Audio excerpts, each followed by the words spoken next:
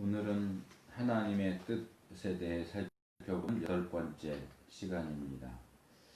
원래는 지금 읽은 이 구절을 본문으로 해서 이 거지 소경이 하는 말, 하나님께서는 하나님의 뜻을 행하는 자를 들으신다 하는 내용을 살펴보려고 생각을 했고, 또 그렇게 말씀을 준비를 했는데, 말씀을 준비하다 보니까 이 오늘 본문에서 이 하나님의 뜻에 대한 내용은 부수적인 내용으로 나오고 있을 뿐이고, 그거보다 더 중요한 주제가 누가 소경이냐, 누가 보는 사람이고 누가 보지 못하는 사람이냐 하는 것이 이 요한복음 9장 전체가 우리에게 제시하는 주제라고 하는 사실을 보면서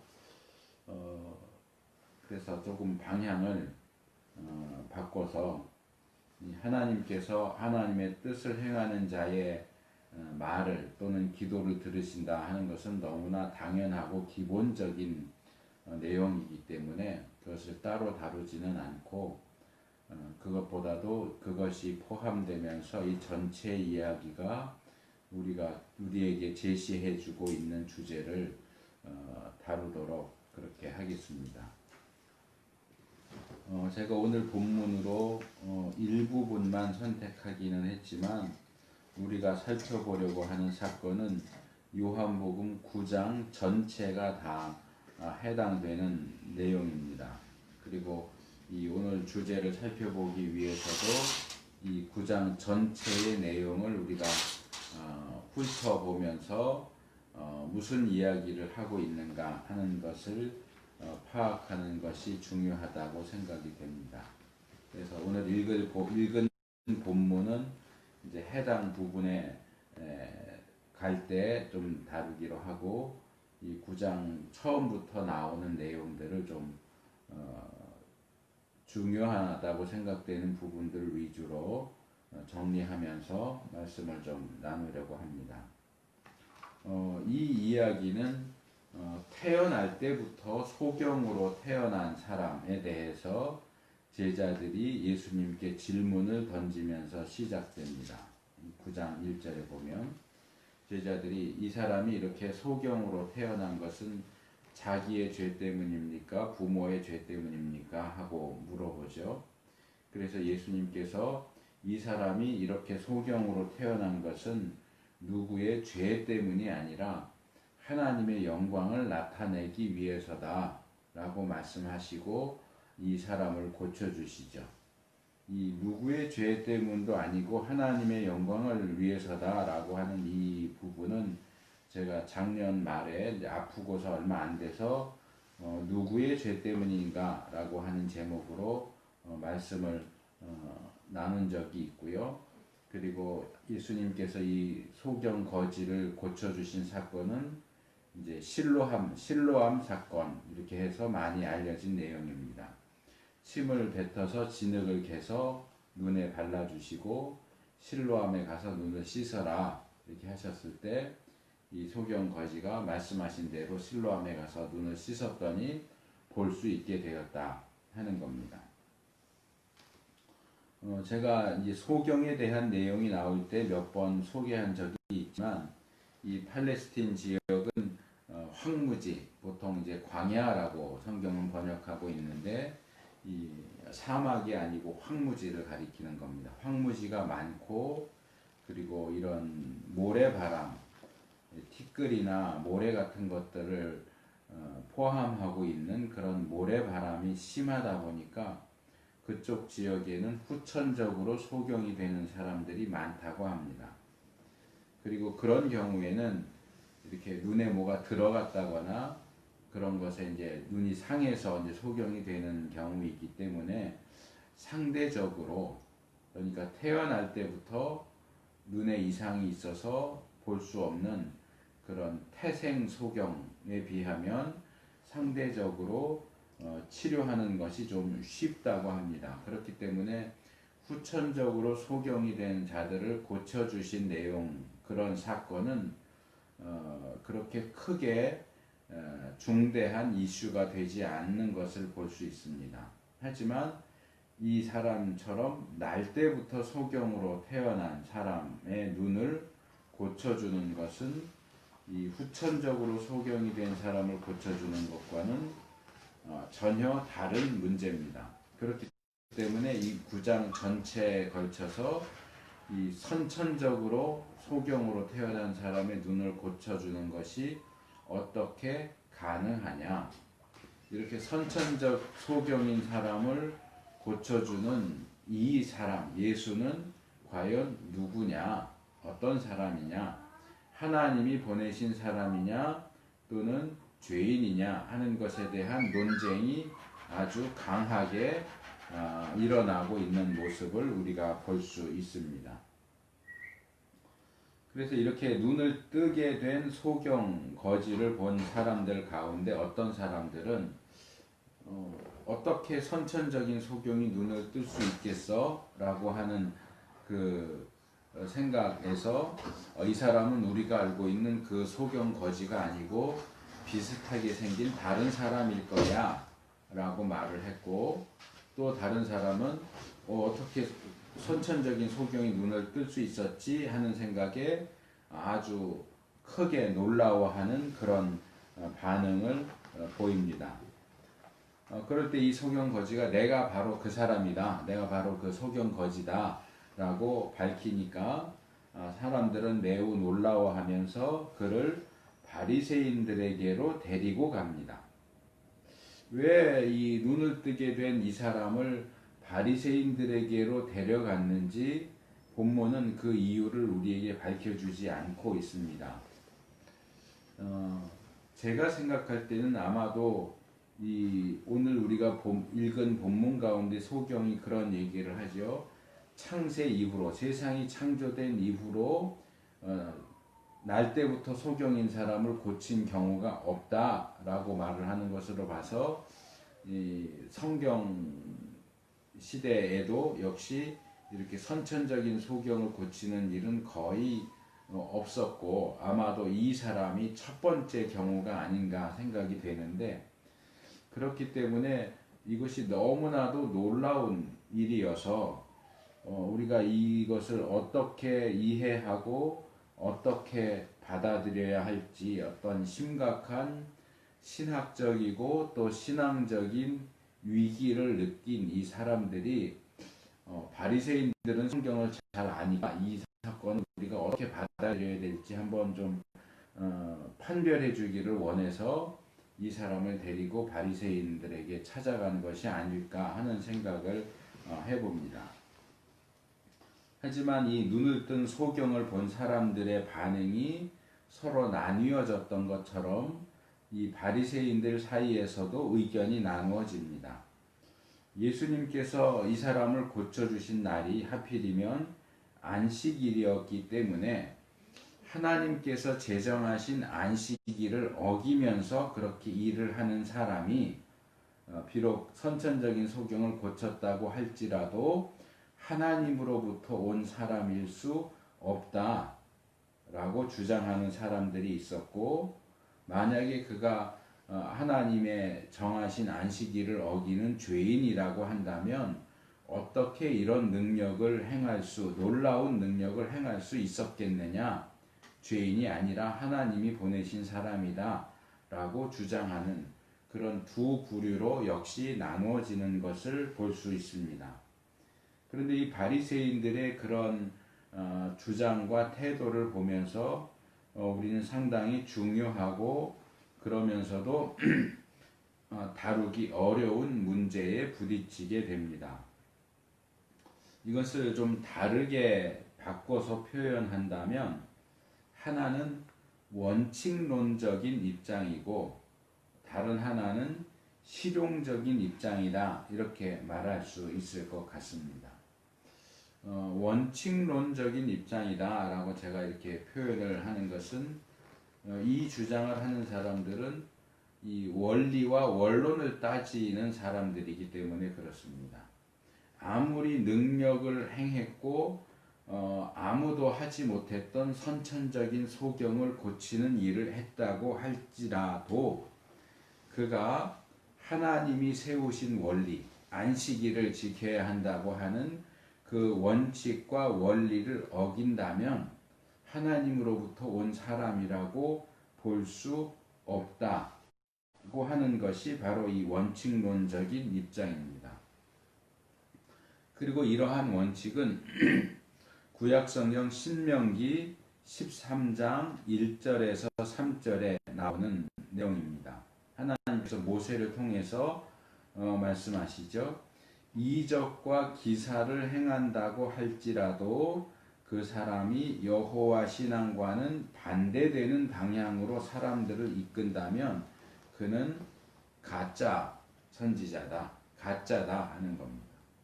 이적과 기사를 행한다는 것이 중요한 것이 아니라 그 사람이 사람들을 어느 방향으로 이끄느냐, 하나님을 올바르게 믿는 방향으로 이끄느냐 아니면 엉뚱한 곳으로 이끄느냐, 그 방향이 더 중요하지 능력이 더 중요하지 않다고 하는 입장입니다. 저도 이 입장에 동의하고 지지하는 편입니다. 또 다른 입장은 제가 실용주의적인 입장이다라고 말씀을 드렸는데요. 이 실용주의, 프라그마티즘이라고 하는 이것은 미국에서 발생된 아주 미국적인 철학 사상입니다. 표현처럼 이제 이 프라그마티즘하고 실용하고 어떻게 직접적인 관련이 있는지 왜 그렇게 번역을 했는지는 알 수 없지만 우리에게 프라그마티즘이라고 하는 용어는 좀 생소하지만 실용주의라고 하는 용어는 그 사상을 아주 잘 보여주는 표현이라고 생각이 됩니다. 예전에 제가 실용주의에 대한 내용을 설교하는 가운데 다뤘던 적이 있는데 워낙 좀 시간이 많이 지나서 기억을 하실지 모르겠어요. 이 실용주의라고 하는 것은 실용성을 가장 중요하게 생각하는 사상입니다. 그래서 이 실용주의는 그것이 실용적이냐 아니냐, 바꿔서 말하면 효과가 있냐 없냐를 따지는 사상입니다. 그래서 심지어는 우리가 그것이 진리냐 아니냐를 판가름하는 기준도 역시 실용성이다 라고 이야기합니다. 우리 믿는 사람들은 성경을 보면서 이 기독교 신앙과 관련해서 뭐 예를 들어서 하나님만 유일한 하나님이 신이다, 다른 신은 다 가짜다, 없다, 뭐 이런 것들, 또 예수님을 믿는 것을 통해서만 구원을 받을 수 있다, 다른 이름으로는 구원을 받을 수 없다, 또는 예수님이 처녀에게서 탄생하셨다, 동정녀 탄생, 또 돌아가신 예수님이 다시 살아나셨다, 이런 것들을 우리 기독교 신앙에 있어서 진리라고 믿습니다. 진리라고 생각합니다. 그런데 이 실용주의에 의하면 예수님이 처녀에게서 탄생하신 것이 나와 무슨 관계가 있어, 나한테 무슨 영향이 있고 나에게 무슨 실제적인 이익이 있어, 효과가 있어 해서 나에게 실제적인 효과가 있다면 그래 그거 진리네 라고 인정하고, 나에게 실제적인 효과가 없다면 그게 무슨 진리야 라고 하는 것이 이 실용주의라는 거예요. 그래서 모든 것들을 판단하는 기준이 실용이에요. 실용성이에요. 실제 효과가 있느냐 없느냐. 그렇기 때문에 이 진리까지도 실용성으로 따지는 이 실용주의는 특별히 우리 기독교 신앙에 있어서 굉장히 치명적으로 위험한 사상이다 라고 말할 수밖에 없습니다.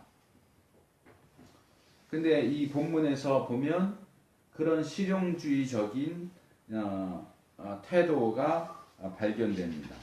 또 뭡니까? 아주 단순하게 아무도 행할 수 없었던 선천적인 소경을 고치는 이런 놀라운 능력을 행할 수 있다면, 그래서 이 소경을 이롭게 할 수 있었다면 그 사람은 하나님의 사람으로부터 온 것이 분명하다 하는 입장입니다. 이런 주장을 하는 바리새인들 그리고 이 소경도 그런 비슷한 입장을 취하고 있는 것으로 보여요. 이 사람이 내 눈을 보게 해줬는데 내 눈을 보게 해줬으니 당연히 하나님으로부터 온 사람이 아니겠느냐 하는 것이 이 소경의 입장인 것으로 보입니다.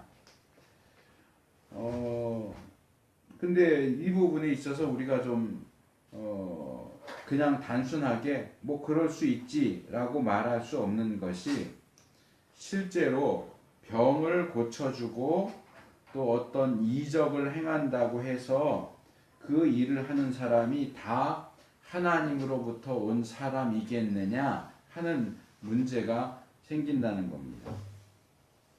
조금 전에 소개한 신명기 13장 말씀에서도 여호와 하나님을 올바르게 믿는 신앙으로부터 사람들을 이탈시키고 잘못된 방향으로 이끄는 사람들도 이적과 기사를 행할 수 있다라고 말합니다. 그들은 하나님으로부터 온 사람이 아니다라고 말합니다.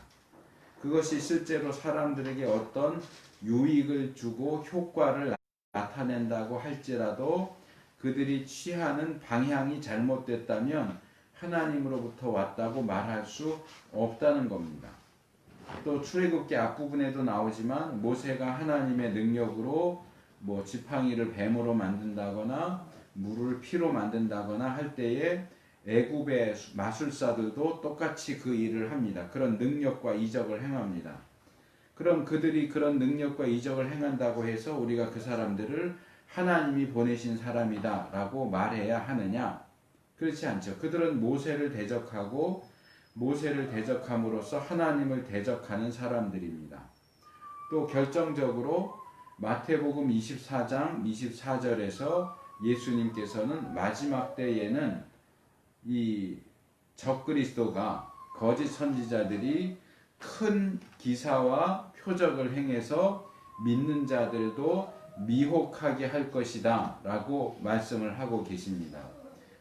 그들에 의해서 보통의 기사와 이적이 아니라 큰 기사와 이적이 행해집니다. 요한계시록에 보면 적그리스도의 그 사자인 거짓 선지자가 하늘로부터 아주 큰 기적을 행한다고 하죠. 그게 뭐냐? 이 만들어 놓은 신상, 적그리스도의 신상이 입을 열어서 말을 하도록 만든다 그럽니다. 그러면 그런 놀라운 이적을 행하기 때문에 그들이 하나님으로부터 온 사람이냐? 그렇지 않다는 겁니다. 그것이 어떤 대단한 능력이고 대단한 일이라고 할지라도 그것이 심지어 어떤 사람들에게 유익을 끼치고 좋은 효과를 주는 것이라고 할지라도 그것을 통해서 하나님 신앙을 흐트러뜨리고 잘못된 방향으로 사람을 이끄는 것이 충분히 가능하고 그런 식으로 일한다고 할 때는 능력이 행해지고 이사와 기적을 행하고 실제적인 유익을 사람들에게 끼친다고 할지라도 그 일을 하는 사람을 하나님으로부터 온 사람이다 라고 말할 수 없다고 하는 사실이죠. 문제는 오늘 이 요한복음 9장에 나오는 이야기의 흐름이 그런 원리론적인 입장보다는 실용적인 입장에 가까워 보인다고 하는 겁니다. 그래서 이제 가면서 이 부분을 우리가 어떻게 보고 이해해야 하는가 하는 것을 아까 읽은 본문 부분을 다루면서 제가 말씀을 드릴 겁니다.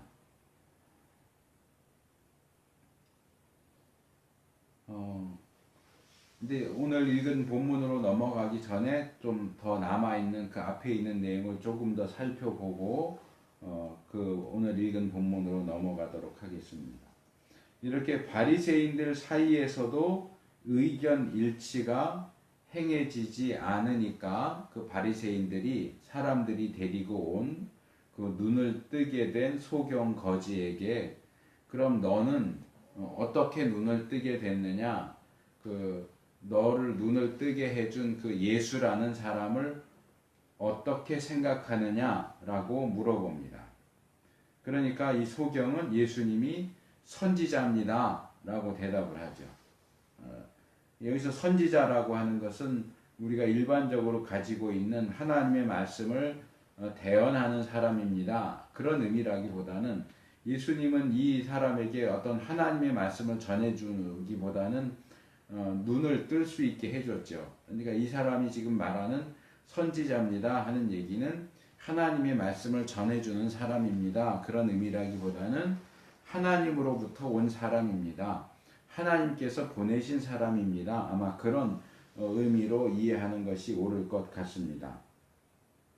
하지만 이 소경이 말하는 것처럼 이 선천적인 소경을 볼 수 있도록 해준 그 예수님이 하나님으로부터 온 사람이다 라고 하는 그 주장을 받아들인다면 바리새인들 모두가 반대하고 있는 예수님을 하나님이 보낸 사람으로 인정해야만 하고, 그렇다고 한다면 그들이 예수님에 대해서 취하고 있는 그 태도가 스스로 잘못된 것이라고 인정하는 것이 되기 때문에 이들은 이 소경의 말을 인정하려고 하지 않습니다. 그래서 몇 가지 시도를 하는데요.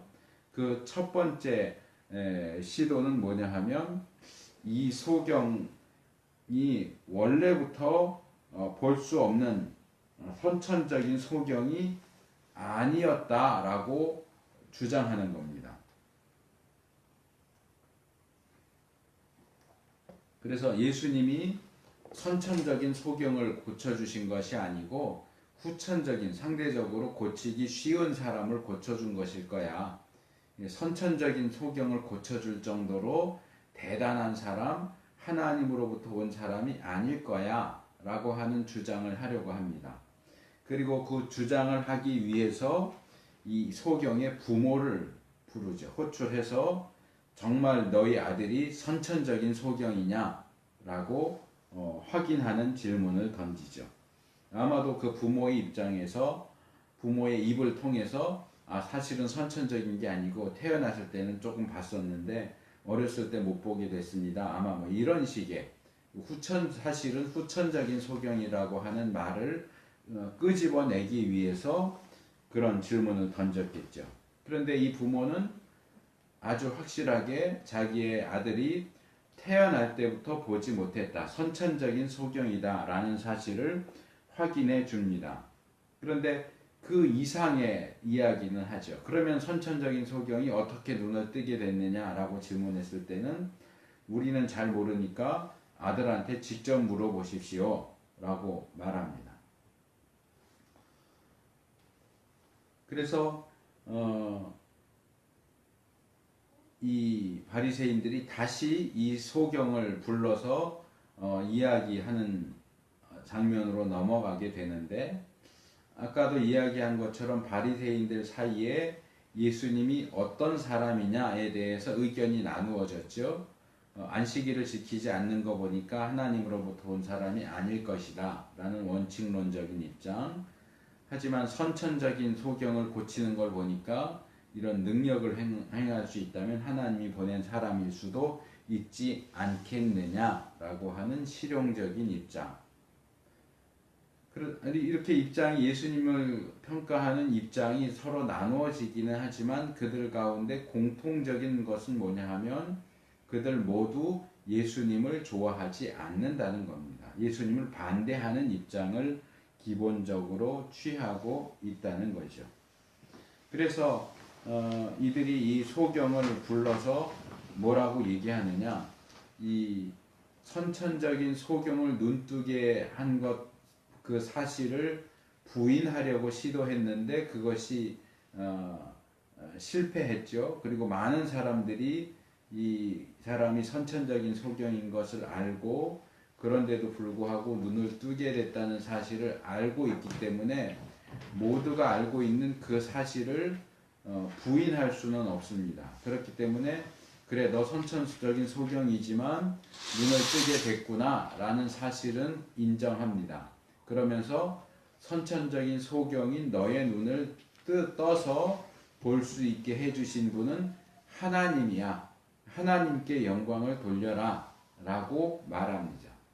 하지만 그 일에 쓰임받은 예수님은 하나님이 보낸 사람이 아니야 라고 말하죠. 예수님과 하나님의 역사를 분리시켜서 예수님은 죄인이야. 예수는 죄인이야. 너를 눈뜨게 한 건 하나님이니까 하나님께 영광 돌리고 감사해. 하지만 예수는 하나님이 보내신 사람이 아니고 죄인이야 라고 그렇게 말을 하는 거죠. 그러자 이 소경은 나는 예수님이 죄인인지 아닌지는 잘 모르겠습니다. 다만 내가 지금 확실히 알고 있는 것은 내가 태어날 때부터 눈을 볼 수 없었는데 지금은 눈을 떠서 볼 수 있게 되었다고 하는 사실입니다. 사실 이 소경은 날 때부터 볼 수 없었고 그렇기 때문에 배울 수도 없었고 뭔가를 할 수도 없었기 때문에 이제까지 거지로 살았어요. 그러니까 아주 무식한 사람이죠. 불학무식한, 배우지 못한 무식한 사람이죠. 그렇기 때문에 지금 자기 앞에 있는 이 바리새인들이 이러쿵저러쿵 이야기하고 서로 맞아 아니야 이러니까 이래라고 이야기하는 그런 복잡한 이야기들과 그런 원리들을 다 이해하는 것이 어려웠을 것입니다. 그래서 이 소경은 바리새인들에게 어떤 원리와 이론을 이야기하는 것이 아니라 단순히 자기가 경험해서 확실하게 알고 있는 그것을 붙잡고 그것에 대해서 이야기하고 있는 것입니다. 생각해 보세요. 이 소경 거지가 그것 외에 할 수 있는 게 뭐가 있었을까요? 나는 이렇게 생각합니다. 성경이 이렇게 되어 있지 않습니까? 이런 식으로 이 성경 전문가인 바리새인들 앞에서 어떤 이론을 내세울 수 있었을까요?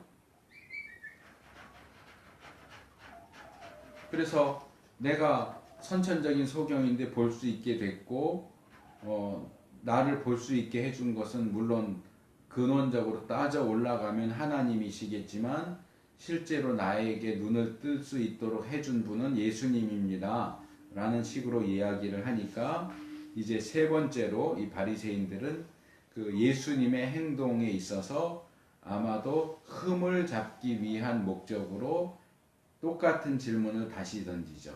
그 예수라는 사람이 너를 어떻게 고쳐줬냐? 예수라는 사람이 뭘 어떻게 했길래 선천적인 소경인 네가 볼 수 있게 되었느냐? 하고 물어보죠.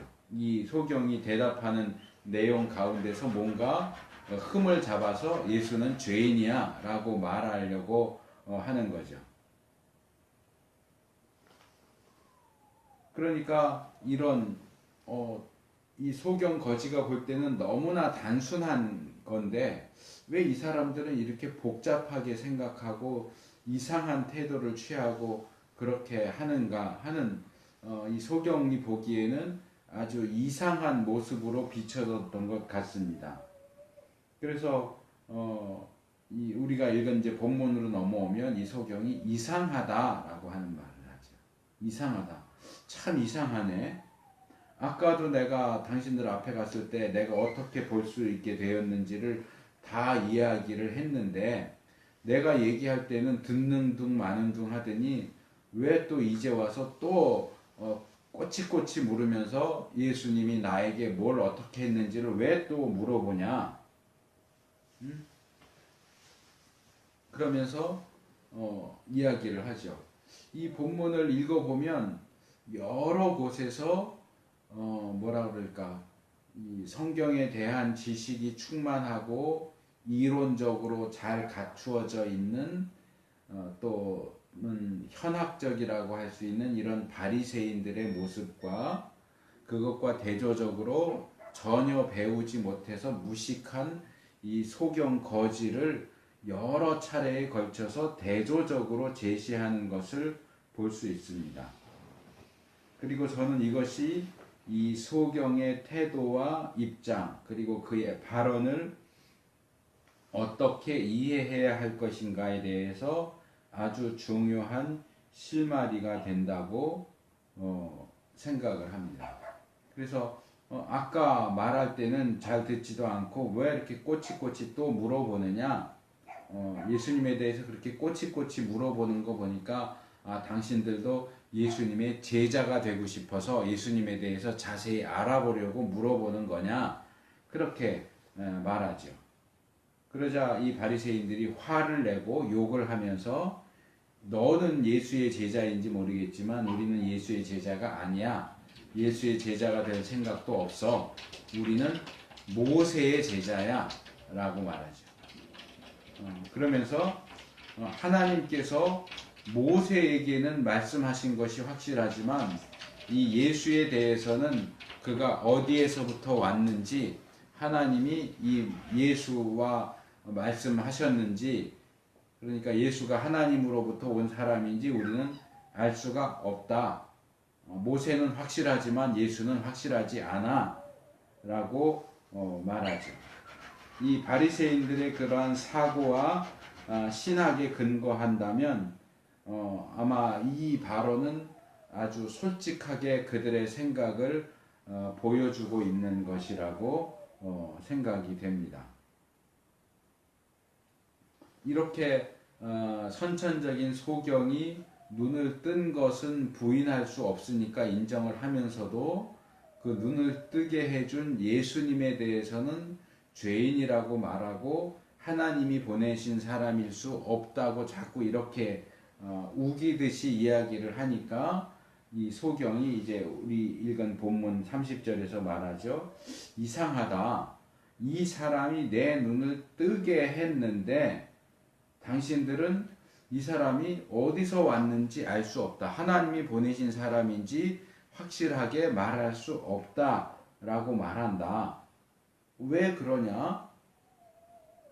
정말 배운 게 없어서 무식한 내가 볼 때에도, 내가 생각할 때도 하나님은 죄인이 기도하는 것, 죄인이 간구하는 것은 듣지 않으시고 하나님의 뜻대로 행하는 사람의 기도를 듣지 않으시느냐?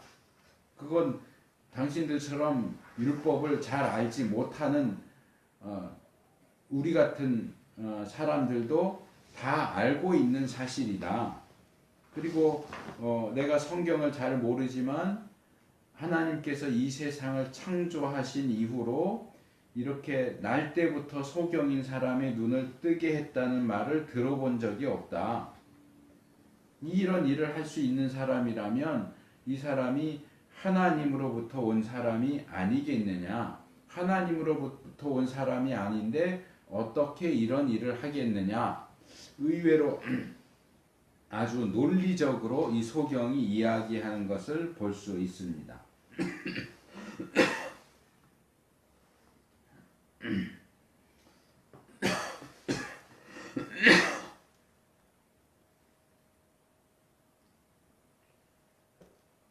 이 소경 거지는 배운 것도 별로 없고 성경도 잘 모르지만 자기가 경험한 것에 근거해서 알고 있는 아주 확실한 한 가지 사실, 예수님께서 선천적인 소경인 자신의 눈을 뜨게 하셨다고 하는 그 아주 근원적인 사실에 근거해서 예수님은 당연히 하나님께서 보내신 사람일 수밖에 없다라고 말하죠. 이 세상이 창조된 이후로 날 때부터 소경인 사람을 고쳐준 경우가 없어요. 그렇다면 그런 일이 발생했다면 그것은 분명히 하나님의 능력에 의해서 행해진 것이라고 할 수밖에 없고, 그런데 하나님께서 직접 이 소경에게 나타나서 너 눈 떠라 이렇게 하신 것이 아니고 예수님을 통해서 그 일을 하셨다는 거죠. 예수님께서 이 소경을 불쌍하게 여기시고 그의 눈을 뜨게 하셨는데 인간인 예수라고 하는 사람이 그런 일을 할 수 없으니 하나님이 그 일을 하신 것이고, 결국 인간이신 예수님이 하나님에게 이 사람이 날 때부터 소경이지만 눈을 떠서 볼 수 있게 되기를 원합니다 라고 기도하고 간청한 내용을 하나님께서 들으시고 응답해 주신 것이 아니겠느냐. 그렇다면 그렇게 기도와 간청을 통해서 하나님의 능력이 행해지도록 하신 이 예수님이 과연 어떤 분이시겠느냐? 죄인이겠느냐? 하나님의 뜻을 행하는 분이겠느냐? 라고 할 때 대답은 아주 분명하죠. 이 소경의 주장은 아주 단순하고도 아주 확고한 생각과 논리를 보여줍니다. 바리새인들은 계속 예수님이 죄인이다 라고 말하고 있지만 이 소경 거짓임에도 불구하고 이 사람이 알고 있는, 사실은 거의 모든 사람이 알고 있는 아주 단순하고 기본적인 내용은 하나님께서는 죄인의 기도나 간청은 듣지 않으신다는 겁니다. 하나님의 뜻을 행하는 사람의 기도를 들으시지 하나님의 뜻에 위배되고 하나님과는 반대되는 입장에 있는 사람의 기도와 간청을 듣지 않으신다는 거죠. 이런 아주 단순한 사실의 근거에서 볼 때 아무도 할 수 없었던 일을 하신 이 예수님은 당연히 하나님의 뜻을 행하는 사람이고 하나님께 속한 하나님의 사람이다 라고 할 수밖에 없다는 거죠.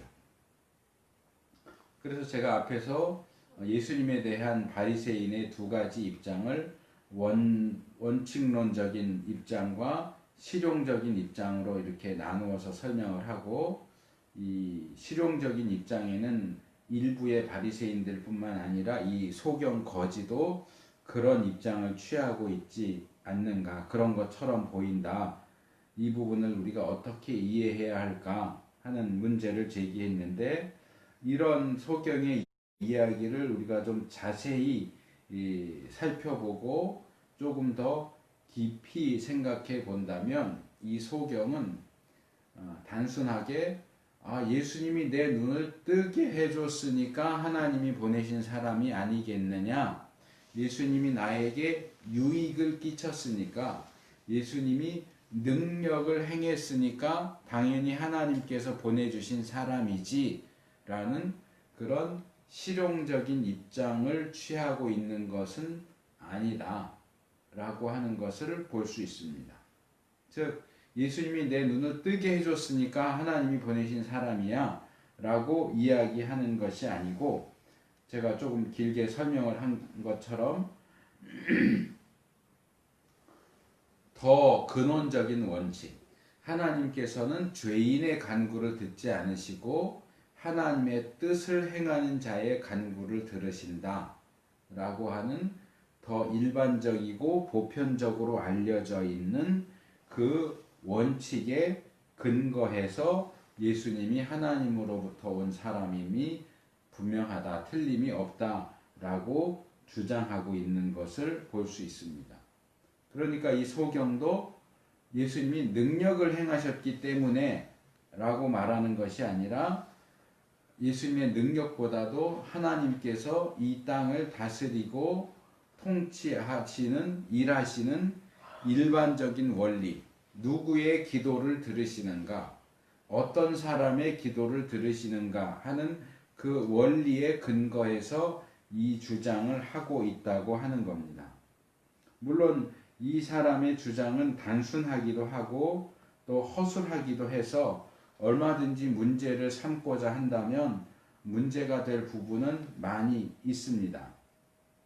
앞에서도 지적한 것처럼 이적과 기사를 행한다고 해서 그것이 늘 하나님으로부터 오는 것이냐라고 하면 그렇지 않은 경우도 얼마든지 있기 때문입니다.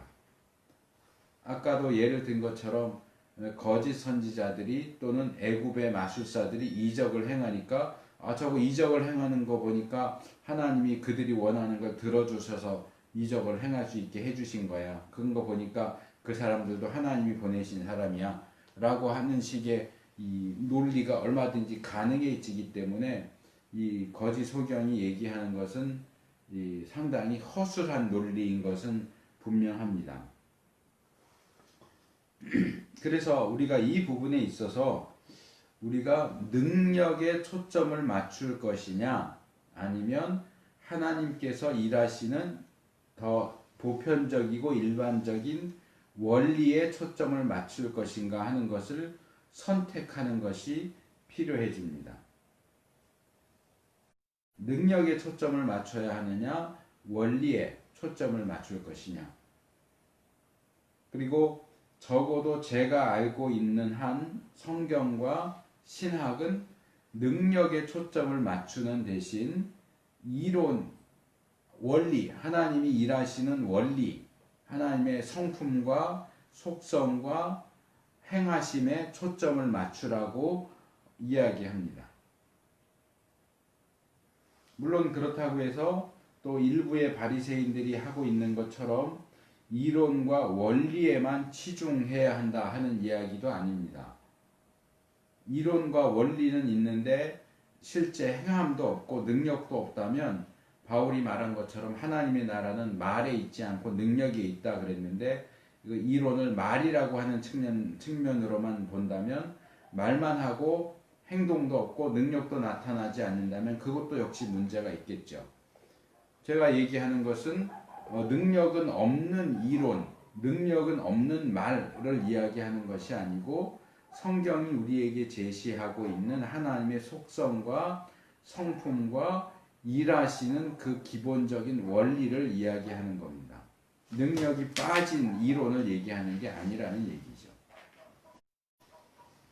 그래서 능력만 초점을 맞추는 것은 잘못 갈 수 있다. 여기 마지막 34절에 저희가 대답하여 가로되 내가 온전히 죄 가운데서 나서 우리를 가르치느냐 하고 이에 쫓아내어 보내니라 이렇게 되어 있습니다. 이 소경의 말을 들은 바리새인들이 또다시 화를 내면서 그 사람을 쫓아내 버리죠. 그런데 그러면서 이들이 이 소경에게 하는 말이 참 우리가 생각해 볼 필요가 있는 그런 의미심장한 말입니다. 그들은 이 소경을 온전히 죄 가운데서 난 사람이다. 즉 완전한 죄인이다 라고 부르면서 죄인인 주제에 이 말씀 연구에 몰두하고 말씀 전문가인 우리들을 가르치려고 하느냐? 이 무식하고 죄인인 너가 감히 우리를 가르치려고 해? 그렇게 말하는 모습을 볼 수 있습니다.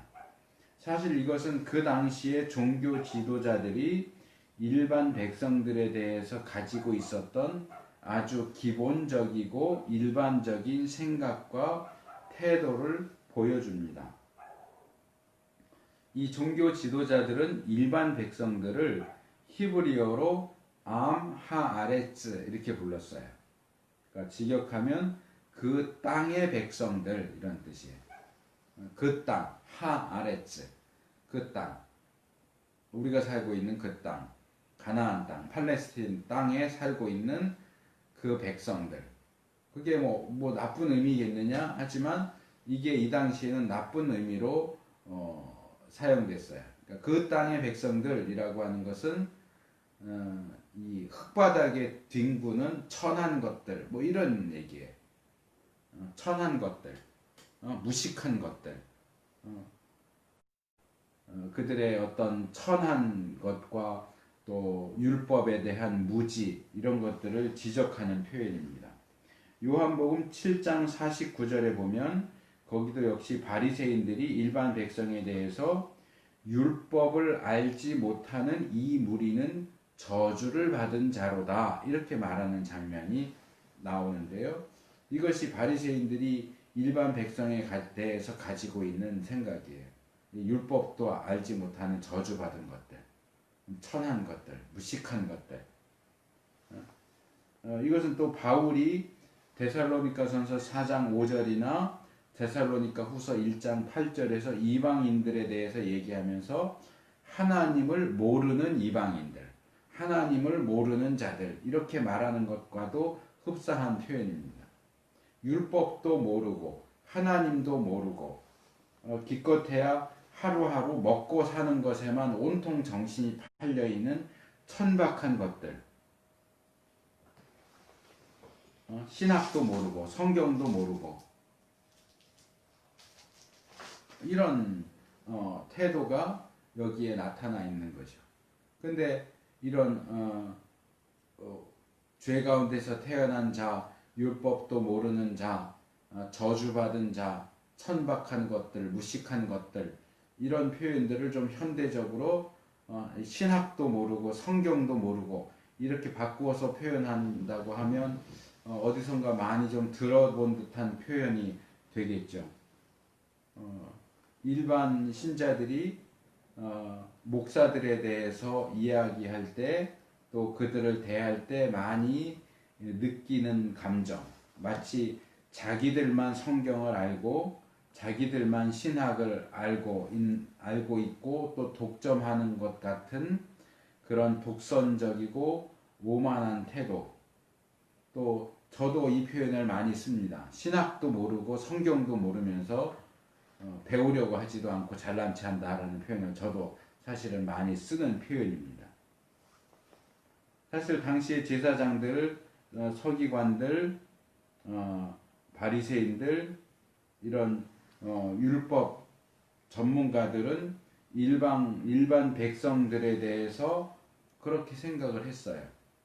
율법을 알지도 못하고 지키려고도 하지 않고 그저 먹고 사는 것에만 온통 정신이 팔려 있는 짐승 같은 것들, 저주받은 무리, 그러면서도 이들을 어떻게 바른 길로 이끌어야 될까 하는 생각보다는 아유 저 천박한 것들 상대하지 말아야지 하는 그런 식의 태도를 취했어요. 그래서 바리새인들이 일반 백성들에게서 많이 존경을 받기는 했지만 바리새인들이 일반 백성들을 상대하는 경우는 거의 없었다고 그래요. 율법을 너무 철저하게 지키려고 하다 보니까 일반 백성이 하는 가게는 가지도 않아요. 같은 바리새인이 하는 가게만 가요.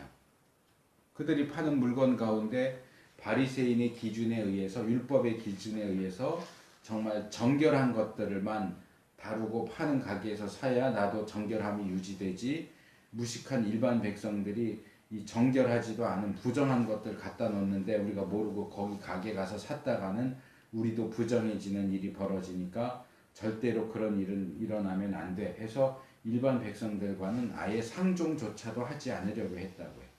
자기들끼리만 어울리는 거예요. 바리새인들끼리만. 그래도 그들의 율법에 대한 열심과 율법을 배우고 율법을 지키려고 하는 열심 때문에 백성들에게 칭송을 받기는 했지만 정작 바리새인들은 백성들에 대해서 그들을 불쌍히 여기고 돌봐주고 가르치고 바르게 이끌려고 하는 그런 생각은 하지 않았다는 겁니다. 근데 그들은 하나님께서 그들을 왜 그런 자리에 말씀에 집중하고 그것을 연구하고 그것을 준행하는데 힘쓰고 애쓰는 그런 자리에 있게 해 주셨는지 그 이유와 목적을 망각한 아주 잘못된 태도를 보이고 있는 거죠. 하나님께서 왜 그들을 말씀을 연구하고 가르치는 그러한 자리에 놓아두셨는가? 이 질문에 대한 대답은 하나님께서 왜 많은 이방인들 가운데서도 특별히 이스라엘을 선택하시고 부르셨는가? 왜 그들을 그 수많은 이방인들 사이에 두셨는가? 하는 질문에 대한 대답과 똑같습니다. 말씀도 모르는 사람들 가운데서 말씀을 연구하고 따르는 사람으로서 그들 앞에서 잘난 체하고 그렇지 못한 사람들을 멸시하고 그러라고 하신 것이 아니라 그들에게 유익을 끼치고 그들에게 말씀을 가르치고 그들을 올바른 길로 인도하기 위해서 그 일을 하라고 그 자리에 그들을 두신 거예요. 그런데 그런 사명을 망각한다면 그들은 그러한 사명을 망각한 이스라엘 백성이나 이스라엘 국가가 직면할 수밖에 없었던 그 심판이라고 하는 결과를 맞닥뜨릴 수밖에 없다는 겁니다. 이방인들에게 유익을 끼치기 위해서 선택됐는데 이방인들을 개로 여기고 지옥의 불쏘시개로 여기고 멸시하고 천대하고 유익을 끼치지 못하니까 이스라엘이 망할 수밖에 없었던 것처럼 율법을 모르는 일반 백성들을 바른 길로 이끌도록 하기 위해서 그들을 그 자리에 두셨는데 그 백성들을 천하다고 무식하다고 율법을 모른다고 저주받은 자들이라고 하면서 멸시하고 바른 길로 이끌어줄 생각을 하지 않았던 바리새인들은 그래서 그렇게 혹독하게 예수님으로부터 저주의 말씀을 들을 수밖에 없었던 겁니다. 또한 그런 점에서 오늘날에 말씀을 연구하고 가르쳐야 하는 그 당시에 바리새인들이나 랍비들과 비슷한 입장에 있다고 할 수 있는 목사들과 신학자들도 또한 그런 본연의 임무를 망각하지 않도록 늘 깨어 있어야 합니다. 동일한 입장, 동일한 위험을 마주하고 있다는 겁니다. 목사들이 저를 포함해서 일반 성도들을 대할 때 신학도 모르고 성경도 모르면서 라고 하는 그 표현을 그들을 멸시하고 멍청한 것들, 바보들, 무식한 것들 하고 밀쳐내고 모욕하기 위해서 그런 표현을 쓴다면 그 사람은 하나님으로부터 버림받을 수 있는 그런 위험한 위치에 있는 겁니다.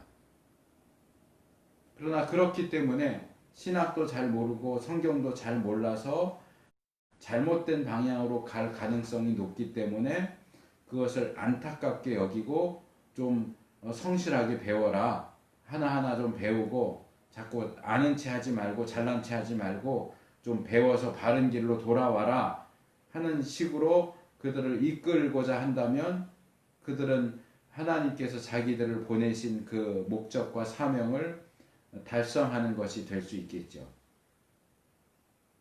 물론 듣는 입장에서는 기분이 나쁠 수도 있죠. 신학도 모르고 성경도 모르면서 라고 한다면. 근데 그것이 없는 것을 과장해서 말하는 건 아니잖아요. 실제로 일반 성도들이 신학을 배우고 성경을 배울 일들이 별로 없고 배우는 일에 그렇게 열심을 내는 것도 아니잖아요.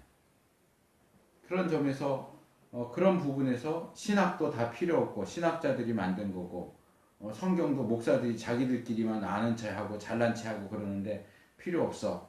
내가 혼자 할 거야 라고 하는 태도를 취하는 것은 역시 위험한 것이고 신학과 성경을 배웠다고 해서 잘난 체하는 목사나 신학자들이 잘못하고 있는 것과 마찬가지로 똑같은 잘못을 범하는 거죠.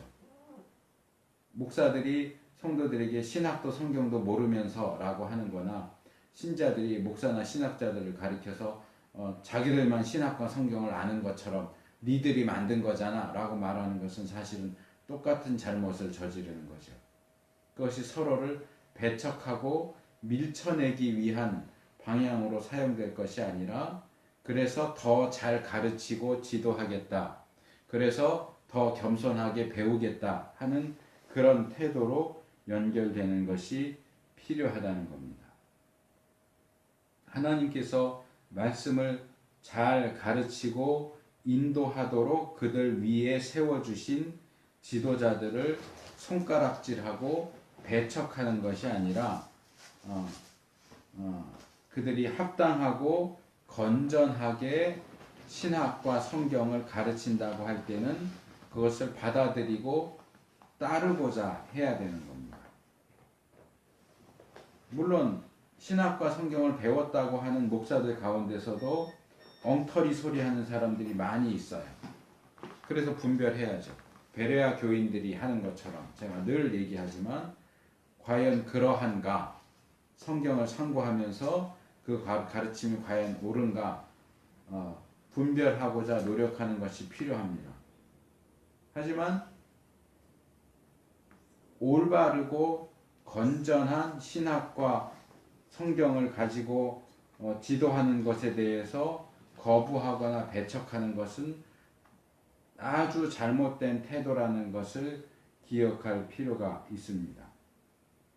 그래서 잘못된 지도자들처럼 자기의 본분을 망각하고 잘난 체하고 연약하고 부족한 이들을 멸시하는 태도를 취하는 잘못된 지도자들처럼 또 자기의 본분을 망각하고 배우려고 하지도 않고 그저 비난하고 손가락질만 하는 그런 일반 백성들, 일반 성도들 역시 자기의 본분을 망각한 잘못된 태도를 취하는 것이다 라고 지적할 수 있습니다. 이제는 오늘 살펴본 본문 이후에 나오는 그렇게 길지 않은 내용도 함께 좀 살펴보면서 마무리하려고 합니다.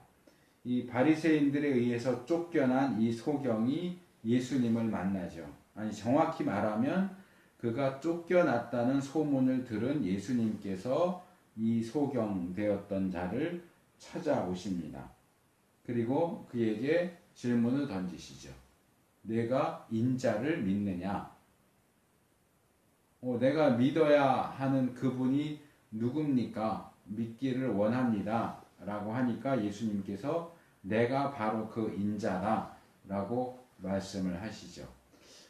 사역 초기에 예수님은 사람들을 병을 고쳐주시거나 귀신을 쫓아내신 후에 그 사람들에게 내가 했다는 얘기 어디 가서 하지 마라. 나에 대해서 말하지 마라. 그렇게 자기가 누구인지에 대해서 비밀을 지키라고 그렇게 엄금하셨던 것과 비교해 보면 상당히 아주 독특한 장면이라고 말할 수 있겠죠. 예수님 스스로 자기가 누구인지를 밝히고 계십니다. 여기서 우리는 예수님께서 이 소경의 눈을 뜨게 해 주시는 것에 그치지 않고 그를 인자이신 예수님을 믿는 자리로까지 인도하고 계시는 모습을 보게 됩니다. 요즘식으로 말하면은 AS죠. 사후 서비스를 철저하게 하시죠. 우리는 이미 그런 모습을 여러 번 살펴봤습니다. 이 혈루병 앓는 여인의 경우도 예수님의 그 옷 술을 만져서 고침받았는데 고침받았으니까 가 이러지 않으시고 누가 나를 만졌냐 그러면서 그 여인에게 자유를 선언하는 말씀을 또 일부러 하시는 것도 우리가 볼 수 있었죠. 여기서 마찬가지로 소경이 눈을 뜨게 해줄 수 있는 건 다 해줬다라고 말할 수 있는데 다시 일부러 그 사람을 찾아와서 예수님을 믿을 수 있도록 하시는 모습을 발견하게 됩니다. 기억하시는지 모르겠는데 우리가 부계동에 있을 때 조금 시간이 많이 지나긴 했지만 이 김홍전 목사님이 쓰신 믿음, 신앙에 대한 책을 가지고 오후에 공부했던 적이 있습니다. 그래서 그 책에서 여러 종류의 믿음이 있다 하는 거 배웠었는데 기억하실지 모르겠어요. 근데 거기 이런 내용이 나왔어요. 이적 신앙, 이적을 보고 믿는 것, 능력 신앙 이렇게 말할 수도 있겠죠. 어떤 능력 행하는 것을 보고 믿게 되는 믿음, 신앙. 이적 신앙은 올바른 신앙이 아니다 하는 겁니다. 어쩌면 이 소경이 기본적으로 예수님에 대해서 가지고 있었던 생각은 이적 신앙일 겁니다. 내가 못 봤는데 날 보게 해줬네. 예수님 하나님 보내신 사람이야. 예수님은 이 소경이 이적 신앙, 능력을 보고 믿는 이적 신앙에 머물러 있기를 원하지 않으셨습니다.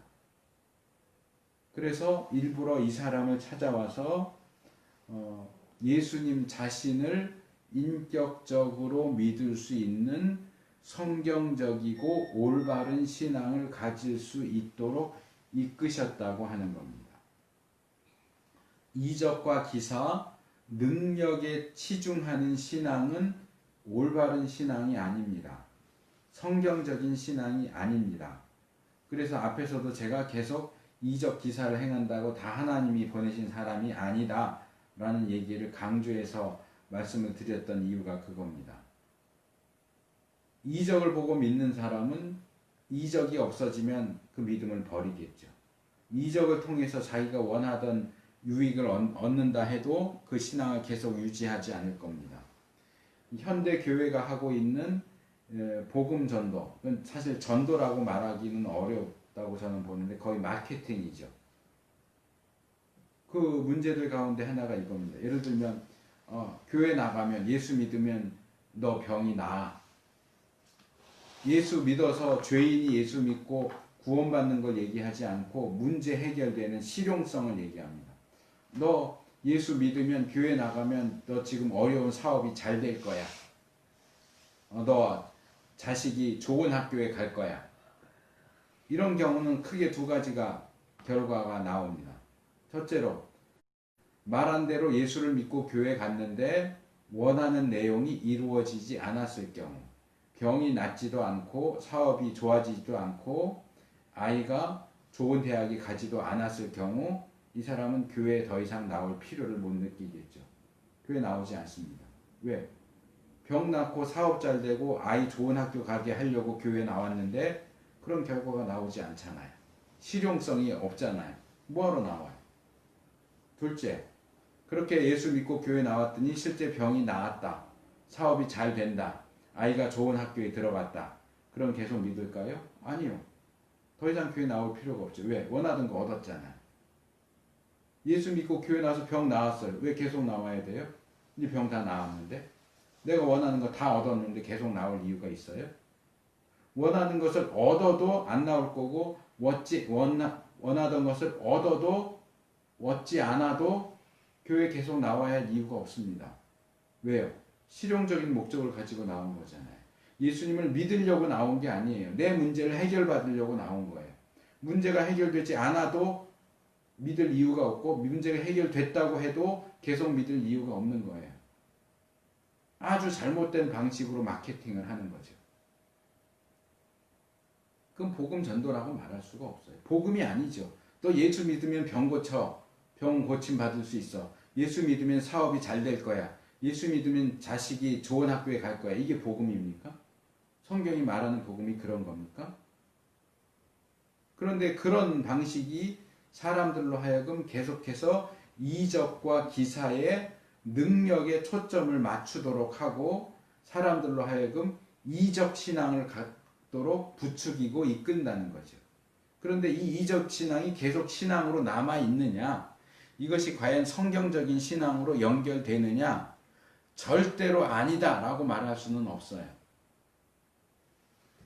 그런 신앙, 이적 신앙 가운데도 이적 신앙을 가진 사람들 가운데도 성경적이고 올바른 신앙으로 건너오는 사람들이 없지는 않아요.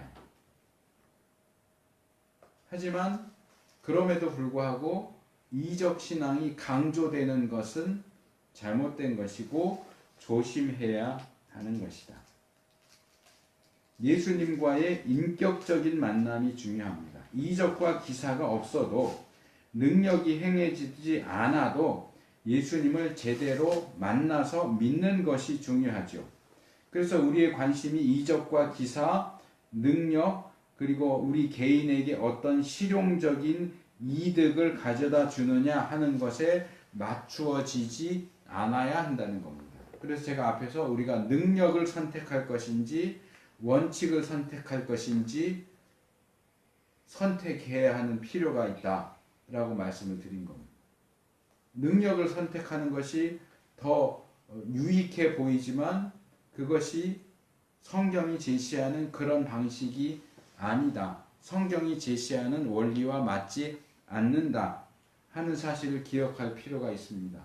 예수님의 능력에 초점을 맞추지 말고 예수님 자신에게 초점을 맞춰야 한다는 겁니다.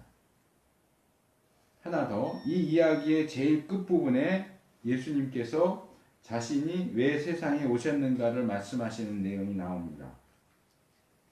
예수님은 자신이 이 세상에 심판하러 오셨다라고 말씀하시면서 이 심판하러 오셨다를 좀 더 구체적으로 이렇게 말하죠. 보지 못하는 자들을 보게 하고 보는 자들은 보지 못하게 하기 위해서 왔다. 그게 심판이다. 그러니까 보지 못하는 사람은 보게 하는 것, 본다고 하는 사람은 보지 못하게 하는 것이 심판이다. 이건 또 사실 다루려면 좀 복잡하고 어려운 내용이지만 그것을 다룰 만한 시간이 없기 때문에 그냥 넘어가고요. 예수님이 이 말씀을 하시니까 바리새인들 가운데 예수님 곁에 있었던 몇몇 사람들이 그러면 우리도 소경입니까? 우리도 보지 못하는 자입니까? 라고 물어보죠. 그랬더니 예수님 뭐라고 그러세요? 야, 너희가 우리는 보지 못하는 자들 맞습니다 라고 했다면, 소경이라고 인정했다면 너희가 죄가 없었겠지만 본다고 하니 너희가 여전히 죄가 있구나 라고 말씀하시죠. 그리고 이 말씀으로 이 요한복음 9장 내용이 끝납니다. 왜 여기에 이 내용이 나올까요? 왜 이런 이야기로 이 9장 이야기가 끝날까요? 나면서부터 소경인 사람에 대한 이야기로 시작된 이 이야기가 너희가 소경이라고 인정했다면 죄가 없었겠지만 본다고 하니 죄가 여전히 있구나 라는 이야기로 끝날까요? 저는 여기서 예수님이 그리고 요한이 이 이야기를 통해서 우리에게 이 질문을 던진다고 생각합니다. 오늘 설교의 제목이죠. 누가 소경이냐? 누가 소경이냐? 너는 소경이 아니냐? 너는 네가 본다고 생각하냐? 보지 못한다고 생각하냐? 네가 소경이라고 생각하냐? 소경이 아니라고 생각하냐? 바리새인들은 일반 백성들이 소경이라고 생각했습니다. 또 이 날 때부터 소경으로 태어난 이 사람이 소경이라고 일반적으로 인정되었습니다.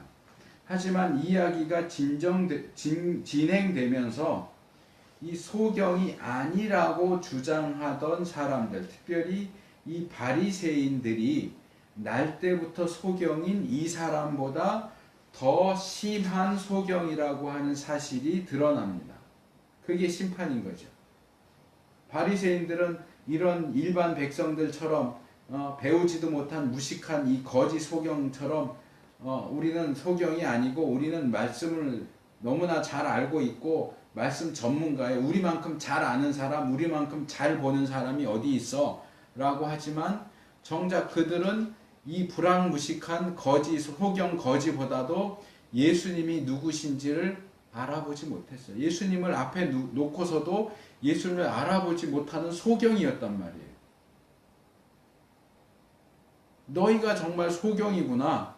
나를 못 알아보는 거 보니까 너희가 정말 소경이구나. 그런데 이 날 때부터 소경인 사람은 나를 알아봐. 내가 하나님으로부터 온 사람이라는 걸 알아보지 않느냐? 누가 소경이냐? 이게 오늘 본문 요한복음 9장의 메시지인 거예요. 그런데 이 선천적인 소경이었다 눈을 뜬 이 사람도 사실은 완전히 눈을 뜬 게 아닌 거예요. 육신의 눈은 떴는데 예수님을 알아보는 눈이 완전히 떠진 게 아니에요. 그래서 그것을 마치 소경인 사람을 2번 안수해서 고쳐주신 것처럼 다시 찾아와서 그의 눈을 완전히 뜰 수 있게 해주시는, 너가 인자를 믿느냐? 내가 인자다. 나를 믿어라 하는 것을 통해서 이 소경의 눈을 완전하게 뜨게 하시는 거죠. 그래서 그가 비록 육신의 눈은 떴을지라도 이렇게 다시 예수님을 만나서 예수님을 믿게 되지 않았다면 그도 여전히 이 바리새인들처럼 눈뜬 소경으로 남을 수밖에 없었다 하는 겁니다.